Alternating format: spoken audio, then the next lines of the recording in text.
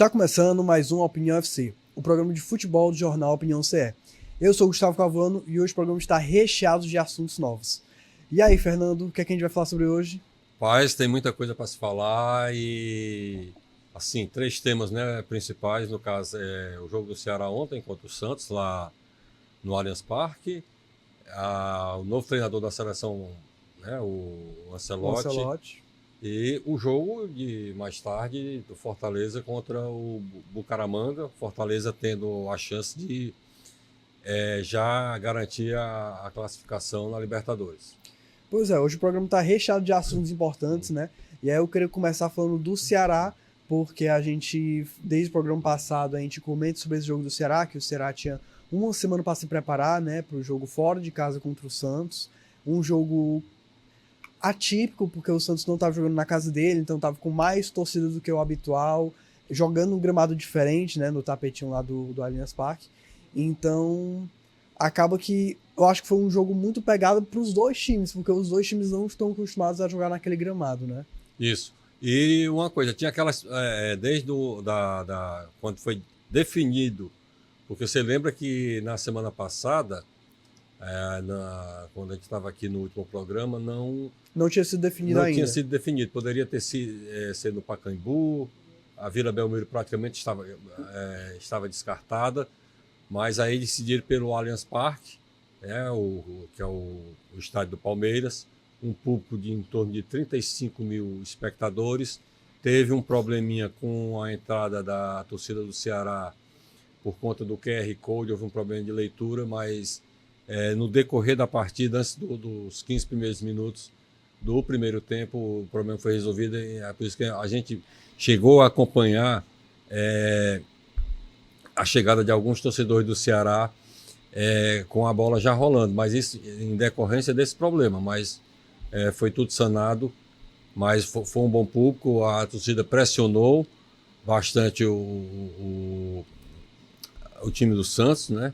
E tinha aquela expectativa também de o Ceará conseguir finalmente a primeira vitória fora de casa, porque o Ceará teve, na minha opinião, na primeira rodada contra o Bragantino, chegou a abrir 2-0 no placar, levou o empate levou o gol no acréscimo no primeiro tempo, né? No caso 1-2 e no primeiro e no segundo. E no primeiro e no segundo.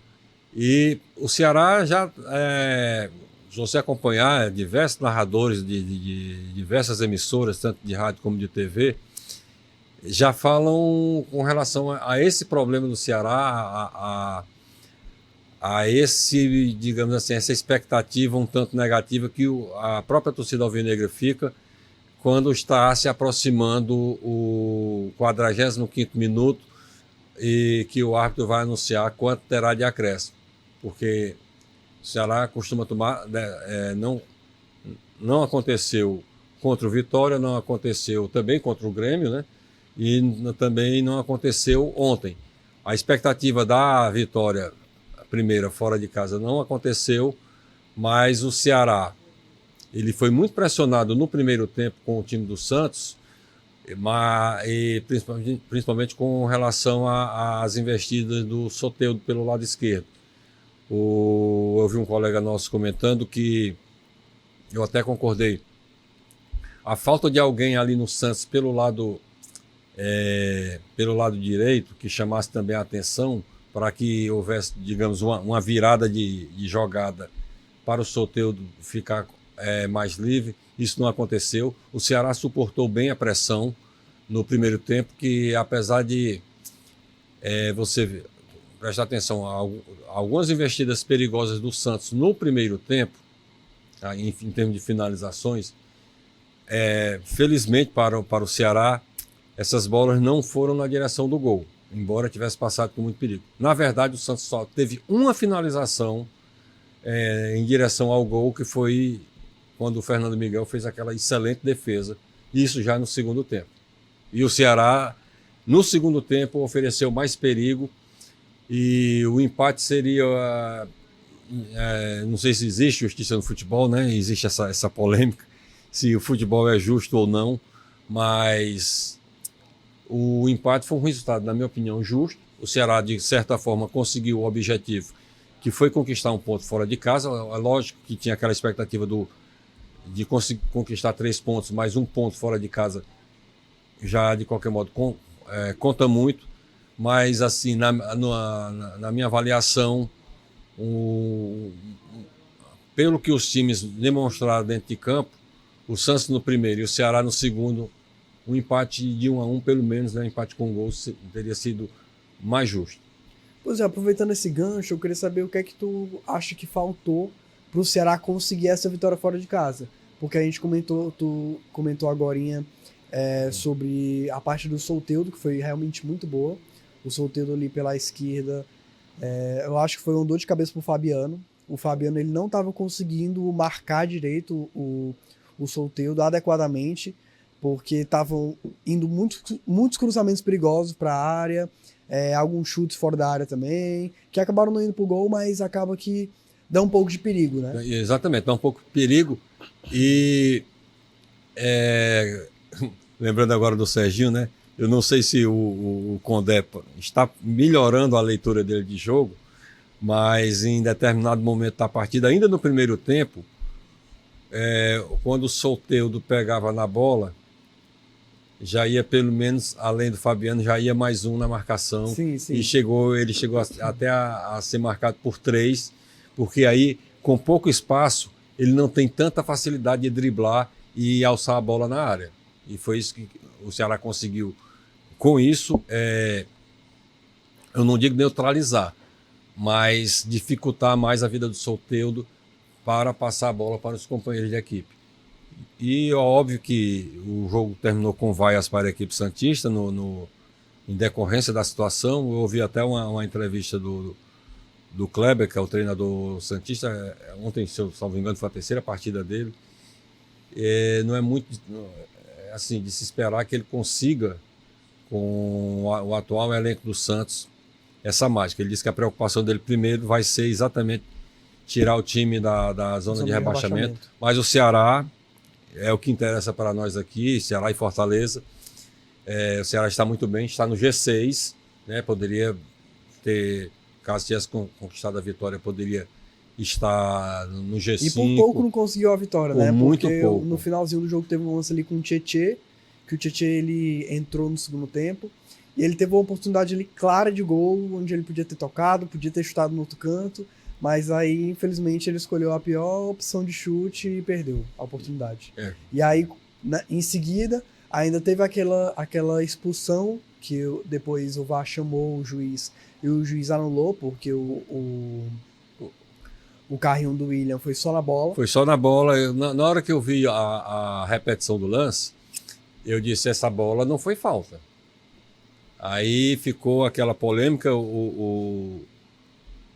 né? Pressão do lado, o árbitro pressionado pelos jogadores do Ceará, pressionado pelos jogadores do Santos, mas o VAR foi que chamou a atenção, pediu para o árbitro e até o monitor e verificar que realmente o William tocou na bola, ali foi claro. Pois é, no lance corrido já dá pra ver que ali o carrinho provavelmente foi na bola, até por conta da trajetória da bola que mudou. Né? A bola estava indo nesse sentido. Quando eu vi o primeiro replay, eu fiquei, eita, eu acho que talvez tenha sido vermelho mesmo. Mas olhando os outros ângulos que mostraram, aí era claramente que tinha sido só na bola. E aí foi caso de revolta até para a torcida santista, até porque tava começando a pressionar mais esse finalzinho de jogo. E aí o juiz tinha dado 2 a mais de acréscimo, e aí depois da revisão já acabou. Já acabou, porque ali mas praticamente acho que a revolta seria, é mais com o time mesmo, até por conta dos resultados negativos. Não, resultados negativos, sem principalmente vitória. Dentro de casa, né? Principalmente dentro de casa, o Santos tem só uma vitória. E os outros resultados, quando não é derrota, é empate. Como eu falei, não sei se você lembra, assim, a história do Santos, de uns tempos para cá, está numa descendente, né? Um time tradicional, principalmente na era de Pelé, Coutinho, né? Pepe, sem contar os goleiros, Serras, o próprio Edinho, filho do Pelé, que marcou história no gol do Santos. Ninguém entende o que está acontecendo. Inclusive, essa coisa de o Santos estar deixando de jogar na cidade de Santos, né, na Vila Belmiro, para jogar na capital, é uma estratégia creio que da diretoria santista, para ver se atrai mais torcedores. Porque se fosse na Vila Belmiro não teria tanto torcedor, ou se tivesse, seria uma pressão maior, né? Porque o estádio da Vila Belmiro é considerado um alçapão. E ali o Allianz, né, como é aqui o Castelão, o Maracanã, alguns jogadores, principalmente os que vão jogar como visitante, consideram, de certa forma, um campo neutro por conta da maior distância do torcedor com o jogador ali em campo. Pois é, agora a gente fica na expectativa de saber como é que vai se desenrolar o jogo entre Ceará e Sport. É um jogo bem interessante entre times nordestinos que acabaram de subir da Série B para a Série A, né? O Sport ele subiu em terceiro colocado e o Ceará em quarto. E o Ceará, vale lembrar que o Ceará é o melhor colocado nessa Série A, que dos 4 que subiram. Recentemente subiu da Série B, né? Exatamente. Então a gente vê aí que o Ceará está superando bastante as expectativas, até por conta de que no começo do ano, antes mesmo do início da temporada, a previsão era só brigar contra o rebaixamento. Exatamente. Brigar para continuar na Série A ano que vem. E aí a gente está vendo que o Ceará está brigando por melhores colocações.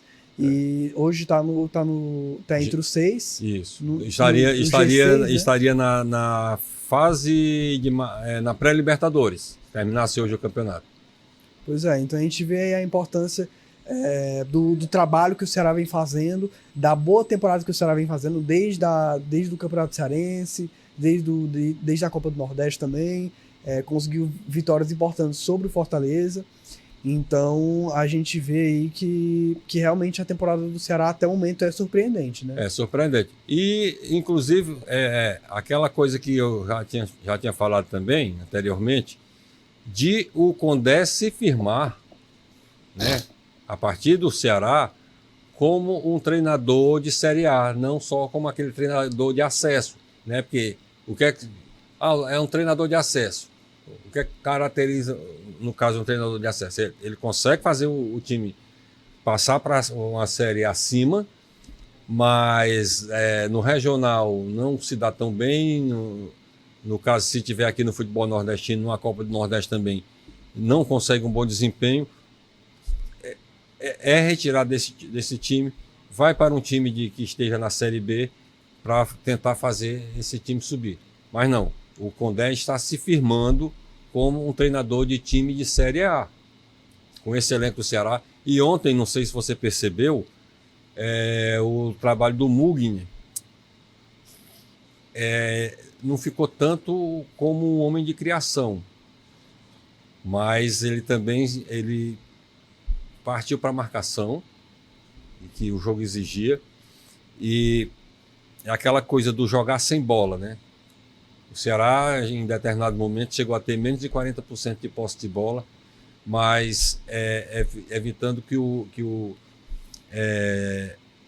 fazendo uma ocupação maior no meio-campo e obrigando a equipe do Santos a buscar o lado para tentar chegar à área do Ceará. Mas essa deficiência da falta do time do Santos de um jogador pela direita sobrecarregou de certa forma o Soteldo, e o Ceará, a partir do momento que começou a perceber, né, já passou a colocar mais 2 ou 3 marcadores quando o Soteldo fosse receber a bola, ou até mesmo tentar interceptação para evitar que essa bola chegasse até ele. Mas o Ceará, de certa forma, e o Muguinho, não sei se você lembra na primeira etapa, ele por muito pouco não faz um gol olímpico. Sim.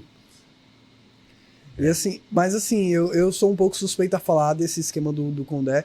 A gente não pode negar que os resultados são bons, a colocação do Ceará é boa, mas eu acho que o Ceará podia almejar ainda mais. O Ceará perdeu pontos que não deviam ter perdido, pontos necessários, viradas Aquela virada aquele jogo contra o Juventude foi simplesmente atípico. O Ceará estava simplesmente irreconhecível.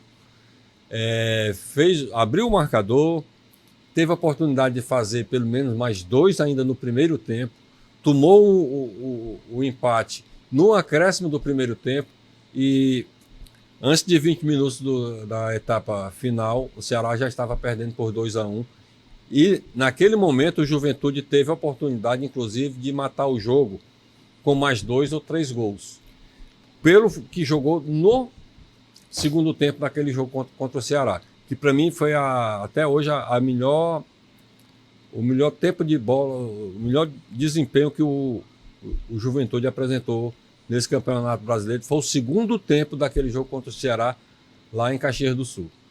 Pois é, então a gente vê que o Ceará ele tem sofrido com resultados estranhos, porque parece que o time cansa, o time desaparece. Então eu acho que o Léo Condé tem que dar mais uma atençãozinha nisso para melhorar, principalmente a parte do meio de campo, porque a impressão que dá é que tem poucas pessoas no meio de campo, muita gente na ponta, poucos toques de bola, só lançamento, um cruzamento, tentando lançar a bola na área para achar um gol. A impressão que dá é essa. E uma coisa no jogo de ontem que eu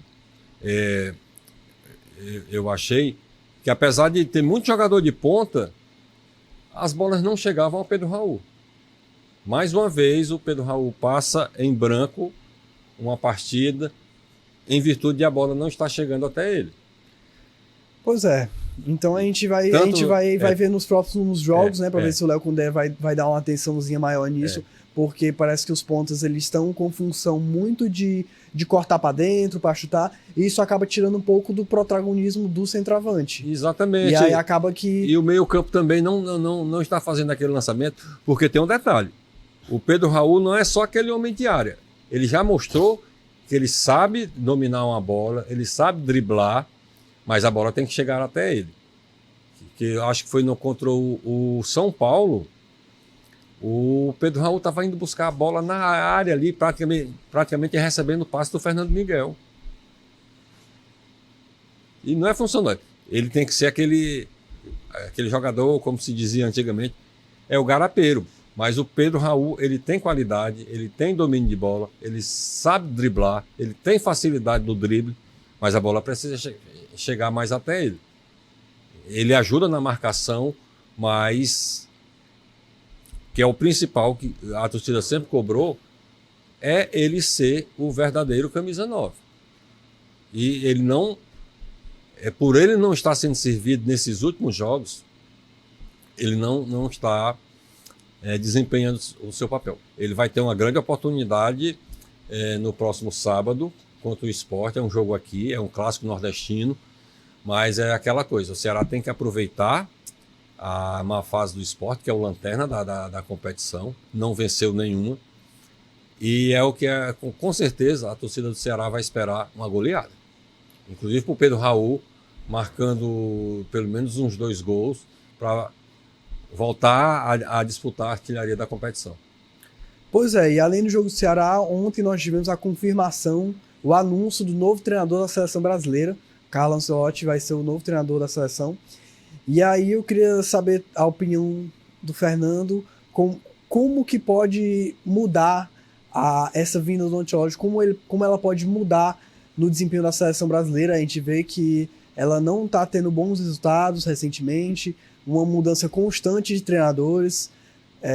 Teve a goleada sofrida pela Argentina, que é um marco que vai ficar histórico entre o confronto das duas seleções, que é uma rivalidade continental. Então a gente vê aí que o Brasil não vem conquistando bons resultados. E aí o Ancelotti vem de um trabalho muito bom no Real Madrid. O Ancelotti ele chegou ali em 2021, mais ou menos, no Real Madrid, e conquistou a Champions League em 2022 e no ano passado. Então a gente vê que o trabalho ele tava bem consolidado lá no Real Madrid, mas ele tá em busca de novos desafios. Aparentemente ele estava cansado também de estar ali no dia a dia com o Real Madrid, até porque pelo amor do clube ele já falava que ia continuar no Real Madrid até eles não quererem ele, mas você via que tinha um desgaste, uma vontade de sair.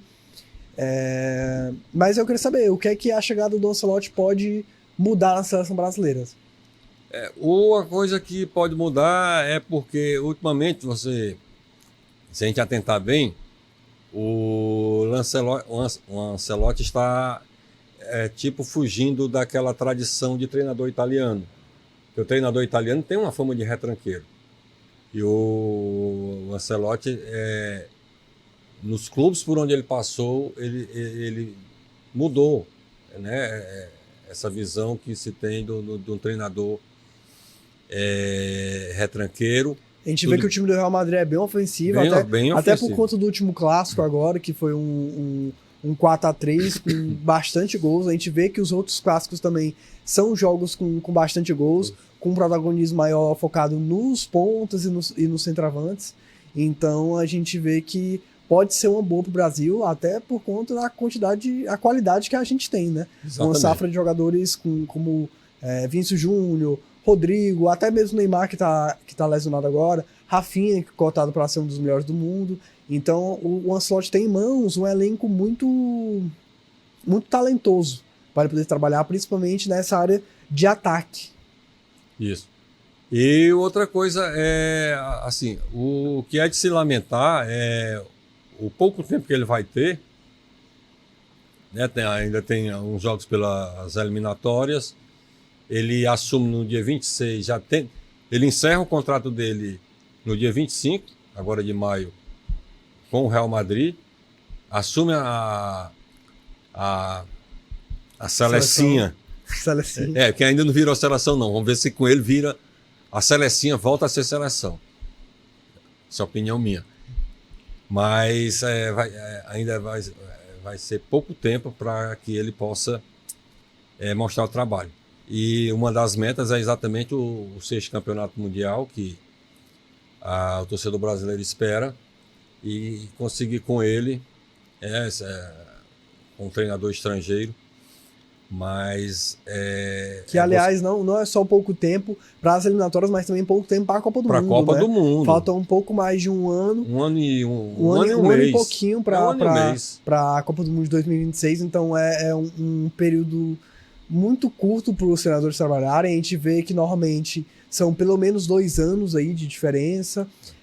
Para um treinador jogar a primeira Copa do Mundo dele, se não der certo, normalmente tem uma confiança maior para a segunda, porque é um trabalho maior, mais 4 anos aí para trabalhar. Aconteceu isso com o Tite, né? O Brasil foi campeão das Olimpíadas de 2026. O Tite era o treinador. Ele não era treinador da seleção olímpica, mas a base foi ele quem fez. Isso. Então, desde 2016, jogou a Copa de 2018, jogou a Copa de 2022. Então a gente vê que na seleção, não só brasileira, como nas outras seleções, tem uma confiança maior de dar um tempo mais prolongado para os treinadores trabalharem, conhecerem o elenco, estudarem diferentes formações, até porque o contato, além de ser pouco tempo, o contato deles é muito curto, né? E o problema do Tite não foi assim, no caso, foi as derrotas que eliminaram a seleção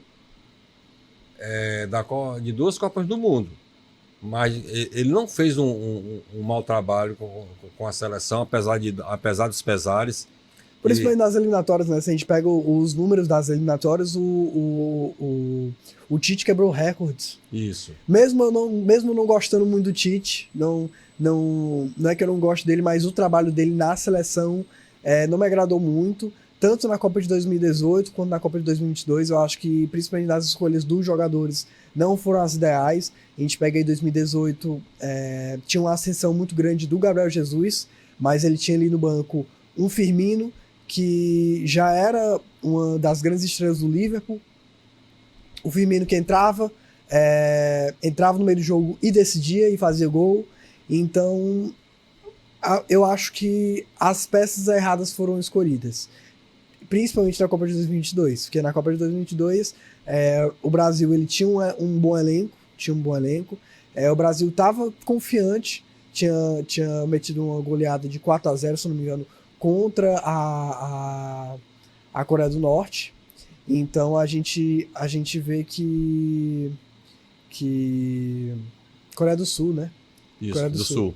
Coreia do Sul. Então a gente vê que o trabalho, ele tava um bom trabalho, mas eu acho que no desenrolar da Copa não conseguiu vingar o que nesses 4 anos foram feitos nas eliminatórias. Isso. Mas, e outra coisa que já está começando a se especular, não é nem o fato de o Edinaldo Rodrigues ter anunciado o Ancelotti antes de a oficialização do encerramento do vínculo dele com o Real Madrid. Esse anúncio deveria ter sido feito em conjunto, CBF, Real Madrid e o próprio Ancelotti, só ao final do contrato. O Caselli, daqui a poucos dias, né, no dia 26, deveria pouco mais de uma semana, né? Deveria ter sido feito esse anúncio, mas ninguém sabe por qual motivo o Edinaldo fez isso, né? No caso é o Edinaldo Rodrigues, sendo Edinaldo Rodrigues, mas já tem umas cobranças, antes mesmo de o Ancelotti assumir, para que ele não seja um entregador de camisa. Querem saber como é que ele vai lidar com a situação, com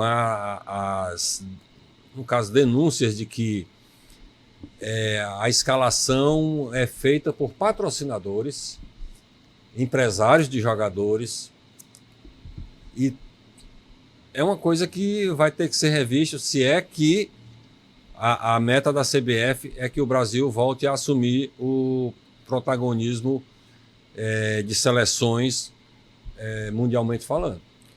Eu acaba que dá uma desanimada, né, na torcida brasileira nos últimos jogos, mas eu particularmente eu gostei muito da contratação do Ancelotti. Eu acho ele um dos maiores treinadores que eu já vi, disparado. Um dos melhores treinadores do mundo. Porque se a gente pegar aí em relação a títulos, ele é o maior vencedor da Champions League com 5 títulos. Ele é o único treinador a vencer a taça da Liga Nacional nas 5 principais ligas, que é Espanha, Inglaterra, Itália, Alemanha e França. Então ele é o único treinador da história a conseguir o título nacional nas 5 principais ligas. Então a gente vê que ele é um treinador muito versátil também. Ele consegue se adaptar muito bem, independente do estilo de futebol que é jogado no país, no local. E o idioma também não é uma barreira para ele. Acaba que não é uma barreira, até porque ele também já está acostumado a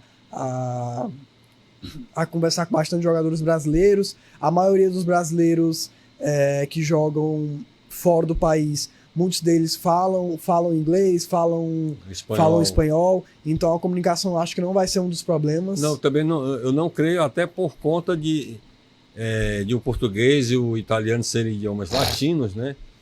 Tem uma facilidade melhor de adaptação, de você, aos poucos, começar a entender o outro, até falando no próprio idioma. O jogador brasileiro falando em português, ele falando em italiano com o jogador brasileiro, e o entendimento ser perfeito. Então, assim, uma notícia que eu até fiquei feliz em ouvir, que eu até comentei que na época que o Dorival foi demitido do cargo, eu particularmente gostava bastante do Dorival, acho o Dorival um excelente treinador, principalmente para clubes. Infelizmente na seleção não deu certo, mas eu falei, para mim, se eu fosse escolhido como treinador da seleção, a primeira coisa que eu faria era ligar pro Casemiro. O Casemiro voltar para a seleção, talvez como possível capitão, porque eu acho importante, principalmente ali no meio de campo, a gente ter grandes nomes no futebol mundial. A gente sabe que atualmente o Casemiro ele tá um pouco apagado nesse cenário, atualmente ele está disputando ali como se fosse a Série B da Champions League, né? Mas ele está sendo crucial no Manchester United. Ele é um jogador já com idade um pouco mais avançada, mas é um jogador experiente, respeitado, um excelente comandante, já foi capitão em vários lugares onde passou, até mesmo no Real Madrid já chegou a assumir a faixa de capitão. Então a gente sabe a importância da liderança de um cara experiente. Então, para mim, o capitão da minha seleção hoje seria o Casemiro. Evitar jogadores muito novos no meio de campo. Principalmente porque É, o meu- é um jogo muito pegado. É um setor Um jogo- que exige realmente experiência. Você pode deixar um jogador mais novo.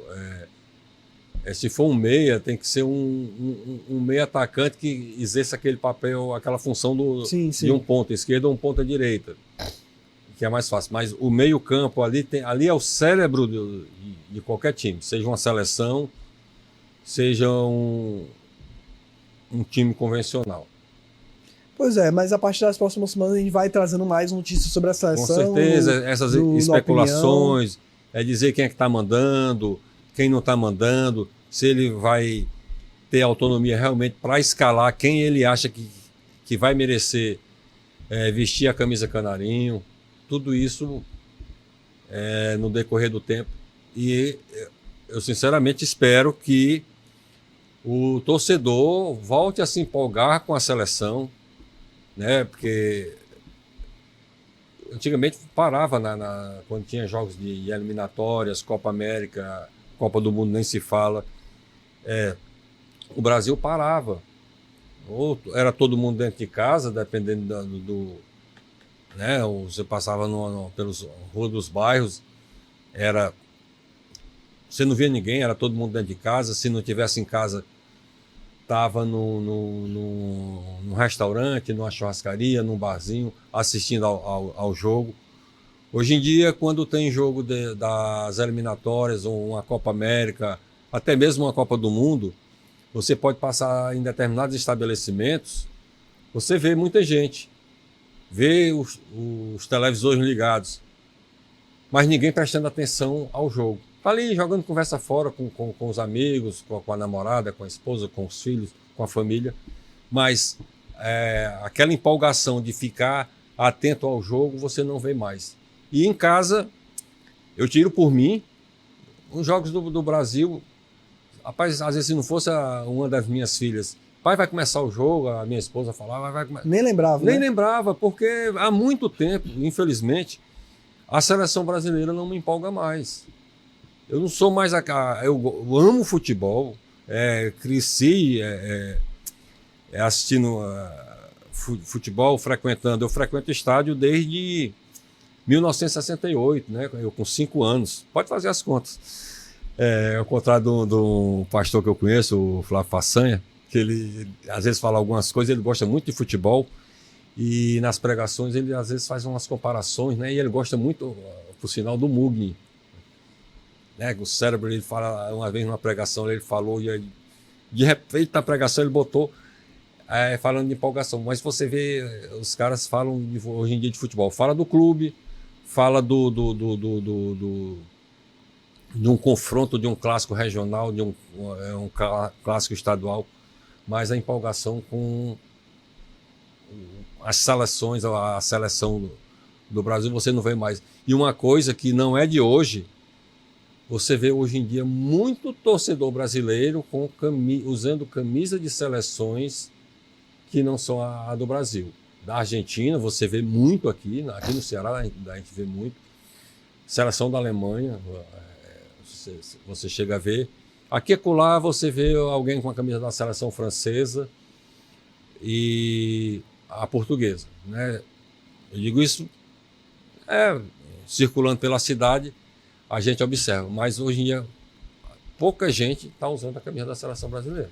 Pois é, a gente fica na esperança de que o Brasil recupere. O respeito não só intercontinental, como nacionalmente também, né? Exatamente. Porque a gente vê que acaba tendo um desencanto pelo futebol da seleção, mas eu tô esperançoso. Eu tô esperançoso de que o Ancelotti vai mudar bastante coisa. Que a selecinha volte a ser seleção. É o que eu espero.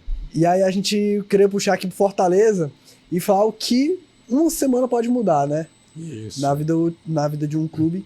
Porque a gente pega no nosso programa passado, na terça-feira passada, a gente tava repercutindo o jogo entre Fortaleza e Colo-Colo, que ia acontecer na noite daquela última terça-feira. E aí era um jogo que ia ser pegado. A torcida do Colo-Colo, que já tinha feito algumas confusões, tava tava lá fazendo barulho em frente ao hotel dos jogadores. Teve até alguns que praticaram furto, né? Teve De fogos de artifício. dos fogos de artifício.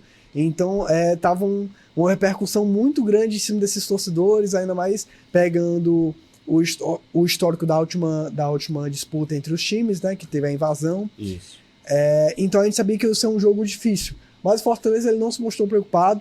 Meteu logo 4x0 no Colo-Colo, um 4x0 tranquilo.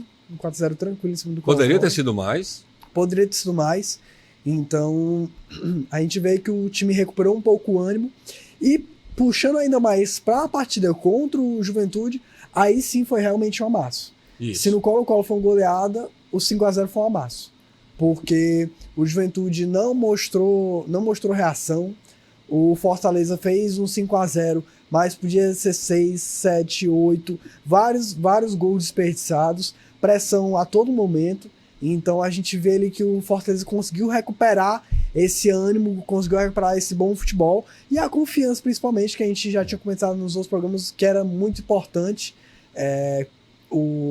Que no iniciozinho do Opinião FC a gente comentou até mesmo a importância do Campeonato Cearense para a confiança do time. Isso. Que uma derrota no clássico, mesmo não valendo nada, sendo um clássico ali no meio da fase de grupos, que não interfere muita coisa contra o Ceará. Os 2x1. Uma derrota pesa no time. Pesa. E a gente vê que pesou pro Fortaleza e continuou pesando por um bom tempo. Essa derrota contra o Ceará. E pesou, inclusive, por conta de ele ser o franco favorito, né? Que a gente fez aquela análise jogador a jogador, posição a posição, e o Fortaleza ganhava com folga. Ganhava com folga. Principalmente se a gente pegar os reservas, né? Isso. O titular já era uma diferença grande. Mas se a gente pegar os reservas, aí ainda não tinha Pedro Raul, ainda não tinha alguns reforços, mas mesmo assim a diferença já era grande. Porque a gente sabe que no clássico, independente se um time tá aqui, o outro, o rival tá muito abaixo, um pouco abaixo, não é a mesma coisa de estar em pé de igualdade, mas na hora do clássico iguala. A gente, você queira ou não, torcedor, iguala. Vamos supor, o Ceará, digamos, o Ceará terra aqui, Fortaleza aqui, na hora do Clássico Rei, nivela, né? E vice-versa. Pois então a gente viu que o Fortaleza ele não conseguiu se recuperar muito bem. Ele está começando a se recuperar agora, uma recuperação muito importante. Hoje à noite, mais uma decisão pela Copa Libertadores. Vai pegar aqui em casa o Bucaramanga. O Bucaramanga que eles empataram na primeira disputa entre eles. Que é uma surpresa que o Bucaramanga foi visto como uma zebra do grupo. Mas nas primeiras rodadas ele conseguiu ali a liderança do campeonato, até que perdeu pro Racing. O Fortaleza dentro de casa, né? Na verdade. O Fortaleza ele conseguiu a vitória contra o Colo-Colo, né? Mesmo que na justiça. Então hoje o Bucaramanga está em terceiro colocado com 5 pontos. Então o Fortaleza com 7 e o Racing com 7 e o Colo-Colo com 2.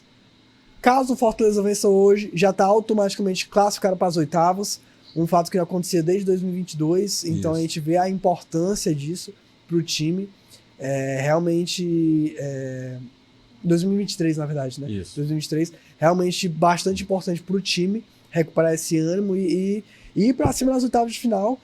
O objetivo agora é não só se classificar para as oitavas, mas se classificar em primeiro colocado, coisa que antes já era considerado um pouco difícil, porque o Racing era o atual campeão da Sul-Americana, foi campeão da Recopa também, em cima do Botafogo, um 3x0, né? Isso. Então a gente via que o Racing era um time forte, um time que subiu jogou a Sul-Americana no passado e agora evoluiu para a Libertadores, então podia ser um time que desse bastante perigo para o Fortaleza. E deu perigo no primeiro jogo, mas essas duas partidas agora no final podem ser decisivas para a recuperação do Fortaleza. Caso vença hoje, repetindo, né? Ele já está automaticamente classificado para as oitavas e depois vai disputar diretamente contra o Racing pela liderança do campeonato. E o Fortaleza no jogo passado, ele foi muito bem na marcação, né? E é bastante eficiente no ataque. Contra o Juventude, o placar, na verdade 5x0, eu achei que foi pouco. Mas tinha aquela coisa de o torcedor continuar incentivando o time, mas aquele jogo contra o Colo-Colo, se tivesse havido um revés, talvez ele já, contra o Juventude, já não tivesse aquele apoio. Mas não. Aquela goleada por 4-0, 5-0 em cima do Juventude. Não é nada não, mas são 9 gols em 2 partidas. Dá uma média de 4,5 gols, né, por jogo. E a expectativa hoje é que com o futebol apresentado, né? Apresentado, eu não acharia exagero de que fosse mais uma goleada. De que tenhamos mais tarde 4, uma goleada. Depois foi 5, hoje será que vai ser 6? Pois é, né? Tudo é possível porque o Bucaramanga se apresentou como era uma zebra, mas de qualquer modo acabou virando uma surpresa ao vencer o Racing lá na Argentina, mas em compensação no jogo de volta ele foi goleado. Não teve bons desempenhos dentro de casa, né? Foi goleado pelo Racing, empatou com o Colo-Colo e empatou com o Fortaleza, né? Com o mando de campo. Que depois daquela vitória contra o Racing em Buenos Aires, a expectativa era que ele tentasse conseguisse pelo menos 100% contra uma vitória contra o Fortaleza, uma vitória contra o Colo-Colo dentro de casa e tentar buscar um empate ou talvez mais outra surpresa de vencer o Colo-Colo ou o Fortaleza como visitante, mas isso não aconteceu. Mas de qualquer modo eu acredito muito que o Fortaleza consiga vencer hoje com a goleada. Pois é, então a gente fica nessa expectativa, né, de que vai ser uma boa partida para o Fortaleza, porque uma derrota, tanto uma derrota quanto um empate hoje seria muito prejudicial, porque o Fortaleza, vamos supor que seja um empate, o Fortaleza ia para 8 pontos e o Bucaramanga ia para 6, então em caso de uma derrota no próximo jogo e uma vitória do Bucaramanga, ele iria para terceiro lugar, Isso. Seria ultrapassado e iria para terceiro lugar. Então é um jogo muito perigoso, mas a gente espera que o Fortaleza continue mantendo essa crescente e consiga um bom resultado hoje diante do Não, e vai Bucaramanga. conseguir, tanto pelo futebol que ele assim, o futebol está de volta, né? Aquele futebol que a gente já conhece do Fortaleza, treinado pelo Vojvoda, e eu continuo dizendo, eu acredito em mais uma goleada, e isso até gera uma expectativa muito boa para o jogo do próximo final de semana, apesar de ser fora de casa, mas que ele consiga um bom resultado contra o Vasco da Gama, lá em São Januário. É um adversário difícil, mas o Vasco continua sendo o Vasco, né? Em termos de desempenho no Campeonato Brasileiro, não é de hoje. E enquanto ele vai ficar brigando para tentar sair da zona de rebaixamento, mas acredito que seja uma oportunidade do Fortaleza conseguir sair de lá de São Januário com pelo menos um empate. Eu não acredito que o Fortaleza vá ser derrotado pelo Vasco da Gama na próxima rodada do Brasileirão, que vai ser também agora no próximo sábado. Perfeito. Fernando, queria agradecer mais uma vez a sua presença. Hoje o assunto foi bastante recheado aqui no Opinião FC. Falamos do Ancelotti como treinador da seleção, falamos das partidas do Ceará e principalmente do Fortaleza que vai jogar hoje, uma partida decisiva, né? E mais uma vez, muito obrigado. De nada, Gustavo. Um abraço para você, um abraço a você que nos assiste. Serginho Amizade, fique bom logo, né? Agora, uns dias atrás fui eu, agora o Serginho, mas Serginho, né? Retribuindo o conselho, né? Muita água, muito suco e que na próxima semana você esteja aqui de volta. Segue a gente aí no canal do YouTube do Opinião CE, se inscreve, ativa o sininho e curte também aí o Opinião FC. Até a próxima semana. Perfeito. Queria agradecer você também que assistiu até aqui. O Opinião FC você assiste no YouTube do Opinião CE a partir das 8 horas. E principalmente semana que vem a gente vai ter uma novidade, o Opinião CE vai mudar de horário, vai ser gravado na segunda-feira, onde a gente vai poder falar melhor sobre os jogos do final de semana e fazer uma expectativa de como vão ser os jogos da semana. É porque vai estar mais quentinho, né? O jogo acabou de terminar, às vezes até com menos de 24 horas. É até melhor que o torcedor ainda está mais ligado no jogo anterior. Perfeito, então vem novidade por aí. Se você gostou, dê seu gostei, acompanhe a Opinião em todas as redes sociais e eu espero você